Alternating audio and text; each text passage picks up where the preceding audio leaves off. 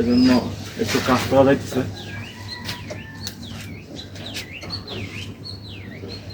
আর এদিকে তো এইটা হচ্ছে ভিয়েতনামি মালটা।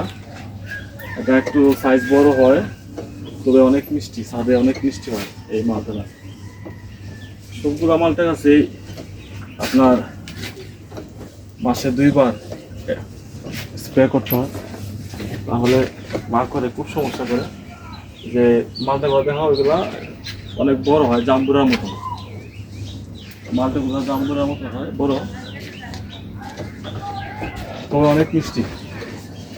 এই মালটা একটা ডিজাইন পেন্টিস হচ্ছে, মানে সাদা যদি আপনার খান তাহলে একটু জাল লাগে, গনে রেখে গেলে মালটা অনেক মিষ্টি হয়, জাল লাগে। তো ড্রাগন গাছ ফুল আসছে,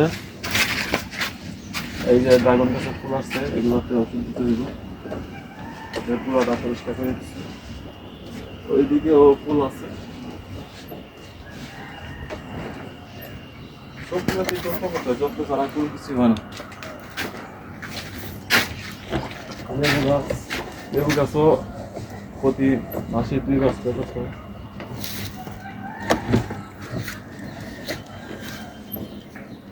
স্প্রে না করলে এটা পাতাগুলো অনেক শুকায় খেয়ে ফেলে।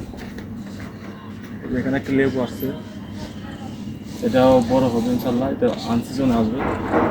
এটা 12 মাসের একটি লেবু।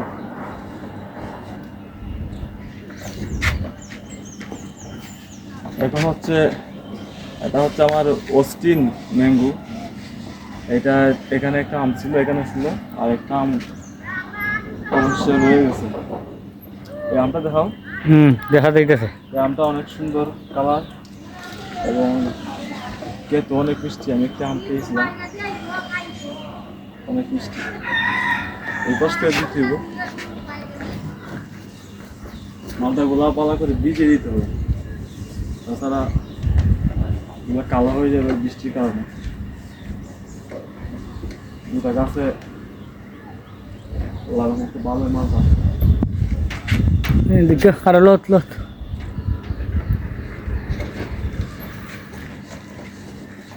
সাদ হইতেছে, হলুদ হইতেছে, এগুলা ওষুধ না দেওয়া তো ওষুধ দিতে হবে বাধ্যতামূলক। গাছের ফল নিতে হলে ওষুধ দিতে হবে।